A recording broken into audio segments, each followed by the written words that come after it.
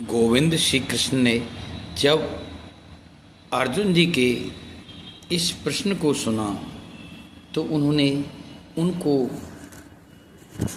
ध्यान देकर सुनने को कहा। उन्होंने कहा, हे अर्जुन, संन्यास कर्मयोगस्य निःश्रेयसकरा बुभो तयोस्तु कर्म संन्यास सात कर्मयोगो विशस्यते। हे अर्जुन, इसको गद्यार्थ इस प्रकार कहता है कि दोनों कर्मों का संन्यास, कर्मों से विरक्ति, कर्मों से मुक्ति और कर्मों को करना, कर्मों का योग, कर्मों को जोड़ना, ये दोनों ही चीज़ें उत्तम हैं। किंतु इन दोनों में से कर्म करने से ना सुगम है और कर्मों का परित्याग अति कठिन है। आप कर्म करते हुए, भगवान के निमित्त कर्म करते हुए आप कर्म योग को आसानी से कर सकते हैं। इसको हिंदी काव्य गोपाल गीता इस प्रकार काव्य श्लोक में 5वें अध्याय के दूसरे काव्य श्लोक में इस प्रकार प्रवर्तित करती है। दोनों उत्तम है पार्थ सुनो, संन्यास कर्म और कर्म योग, श्रेष्ठ कर्म योग ही जानो, साधन अति सहज सुगम जोग। सुगमता के कारण करने में आराम से मनुष्य कर सकता है, इसलिए कर्म योग को ही तुम श्रेष्ठ जानो, ईश्वर के निमित्त ही कार्य करो। इसकी व्याख्या के लिए जब इसका विवेचना करते हैं, आज के भी अर्थों में जो भी काम हमारी आसक्तियों के लिए, हमारी कामनाओं के लिए निरंतर बढ़ते रहने के लिए किए जाते हैं, वो सब सकाम कर्म अच्छे नहीं हैं। वो किसी भी हर जन्मों के, निरंतर जन्मों के होने का भी कारण यही है कि हमारी लालसा इस जन्म में पूरी नहीं होती तो निरंतर अगले जन्म की पृष्ठभूमि तैयार होती है। अतः हमें अपनी कामनाओं को छूमंतर करना चाहिए। उनको किसी भी प्रकार से हमें कोई लालसा न हो।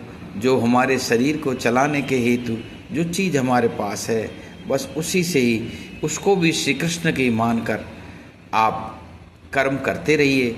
ये कर्मयोग का उत्तम प्रकार है। जो कुछ हम करें, जो कुछ हम देखें, जो कुछ सुने, जो कुछ देखें, वो सब भगवान श्री कृष्ण के लिए। कहीं मेरा कुछ नहीं है, सब कुछ उसी का है। ये भाव कर्मों के योग में जोड़ते हुए भी आपको मुक्ति की तरफ ले जाता है। और कर्म संन्यास के लिए ये भावना कि मैं कुछ करता नहीं, जो कुछ करते हैं शीघ्र ही करते हैं, और निसंदेह हम अपने ऐसे कर्मों को अंजाम दें जिससे भगवान के किसी रूप को फायदा होता हो। जल, जड़, जंगम, वन, मनुष्य, जीव धारी, किसी न किसी को सेवा करते रहिए। वही कर्म अत्यंत ही श्रेष्ठ है।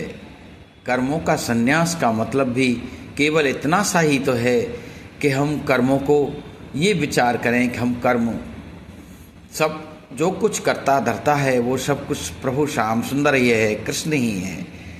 कर्म करे बिन मनुष्य बिल्कुल ही नहीं रह सकता। हमारी सांसें जिस वक्त चलना बंद कर देंगे हम तुरंत ही मृत प्राय हो जाएंगे। इसलिए कर्म तो निश्चित है, लेकिन कर्मों का भाव ये है कि वो जो कुछ कर रहे हैं प्रभु के लिए कर रहे हैं। एक तो ये भाव है, ये अति उत्तम है, कर्म योग है, ये अत्यंत सुगम है।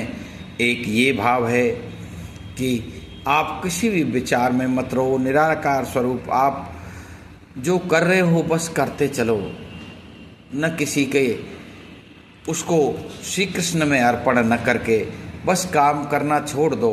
काम करना करते रहो, लेकिन उसको कर्म में आसक्ति मत रखो, वो भी कर्म का संन्यास है।